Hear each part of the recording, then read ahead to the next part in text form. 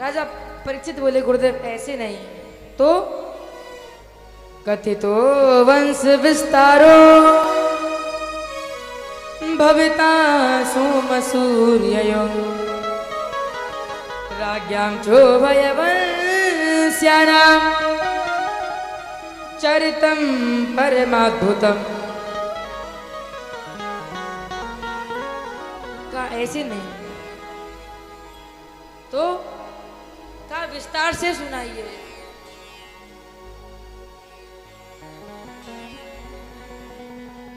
तो आज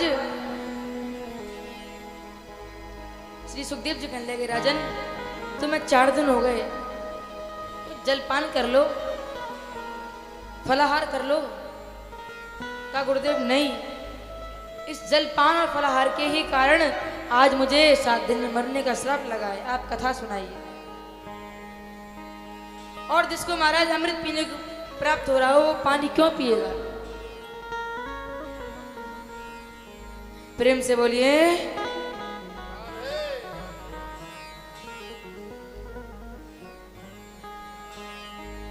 आज महाराज दोबारा से विस्तार पूर्वक कथा को सुनाया है। कहा राजन मथुरा के राजा हुए राजा उग्रसेन और उनकी पत्नी उसका नाम पवन रेखा और एक काल्यवी नामक राक्षस आया और उसने पवन रेखा के साथ संसर्ग किया है। उसके बाद तो अपने स्वरूप में प्रकट हो गया। आज पवन रेखा श्राप देने लगी। कहा श्राप न दो तुम्हारे गर्भ से जो पुत्र होगा बड़ा बलवान होगा। आज महाराज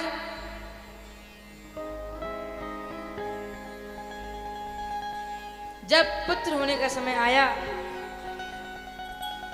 तो आज अपनी मां को बड़ा कष्ट देकर के कंस का जन्म हुआ है। और पवन रेखा ने उस बात को याद करके उस पुत्र को कपड़े में लपेट के गंगा जी में यमुना जी में बोलो बहा दिया।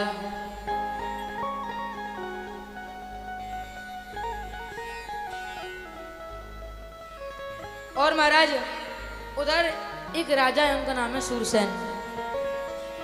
उन्होंने उस बालक को देखा तो ले आए और इधर वसुदेव जी और कंस एक साथ बड़े हो रहे हैं।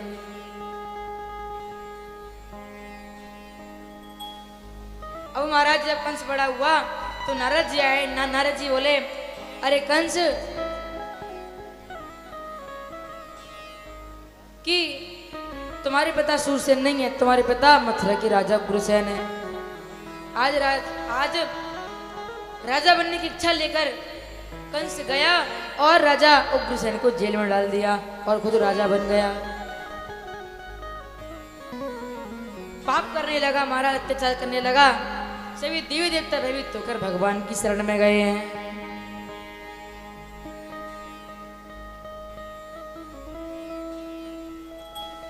और भगवान बोले तुम चिंता ना करो मैं जल्दी ही वसुदेव और देवकी के यहाँ पर पुत्र रूप में आने वाला हूं। इधर महाराज कंस ने 2 कन्याओं से विवाह की अस्थिर प्राप्ति।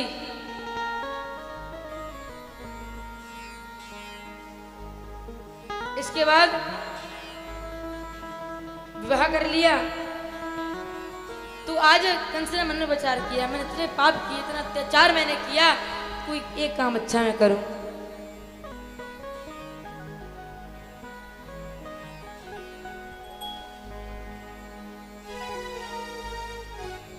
तो उसने क्या किया कि मैं अपनी बेटी का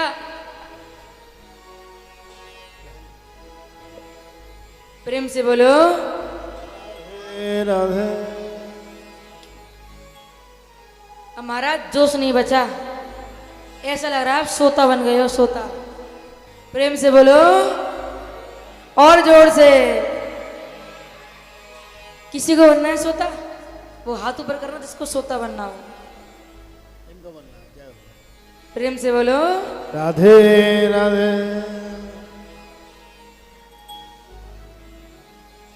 तो महाराज कंस ने सोचा कि मैं अपनी बहन देवकी का विवाह करूं। तो आज महाराज उसने सोचा विवाह करूं तो करूं किससे। तो उसने वसुदेव जी के साथ आज देवकी का विवाह कर दिया और सारथी से बोला जाओ और जाकर के मेरी बहन को विदा करके आओ। आज महाराज जैसे ही वे जाने लगा, पता नहीं कंस के हृदय में क्या भाव आया और उसने सारथी को उतारा और खुद जाकर के उसमें रथ में बैठ गया और ले जाने लगा। उस समय आकाशवाणी हुई। क्या हुई? हे कंस, तू जिस देवकी को विदा कर रहा है इसी का आत्मा गर्भ तेरा काल होगा। आज महाराज जैसे सुना, कंस भयभीत हो गया और तलवार निकाल ली और देवकी को मारना ही चाहता है।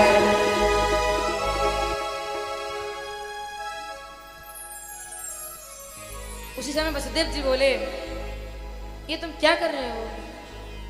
मैं वचन देता हूं देवकी के 8वें घर को मैं तुम्हें सौंप दूंगा।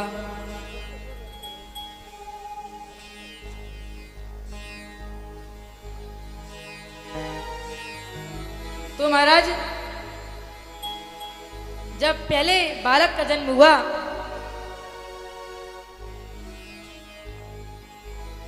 तो उसे कंस के पास ले गए वसुदेव जी महाराज। तो कंस ने लौटा दिया है। का मेरा काल तो अष्टम 8वां जो गर्भ है वो है। आज लेकर के आए, तुरंत नारद जी आ गए और नारद जी ने एक फूल लिया, उसमें 8 पंखुड़ी थी।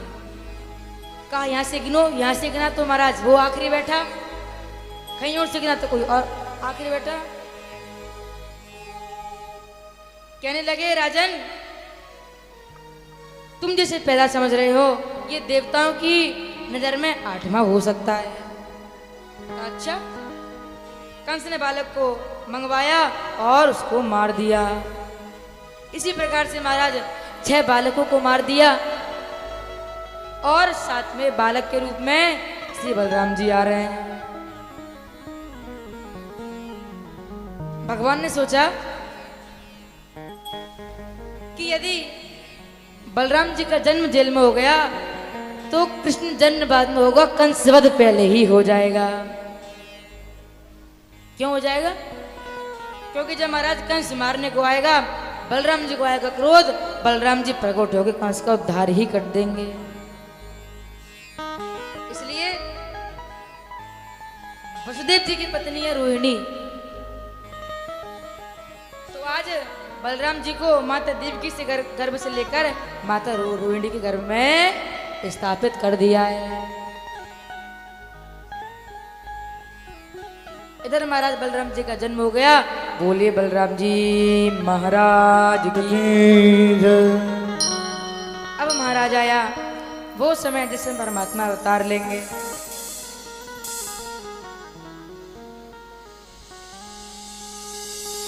महाराज आज देवी देवता सभी बड़े प्रसन्न हो रहे हैं।